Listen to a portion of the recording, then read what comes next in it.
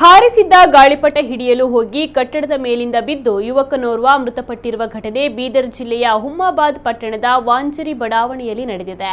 19 ವರ್ಷದ ಶಶಿಕುಮಾರ್ ಶಿವಾನಂದ ಮೃತ ಯುವಕ. ಶಶಿಕುಮಾರ್ ಖಾಸಗಿ ಕಾಲೇಜಿನ ಕಟ್ಟಡದ ಮೇಲೆ ಗಾಳಿಪಟವನ್ನ ಹಾರಿಸಲು ಹೋಗಿದ್ದ.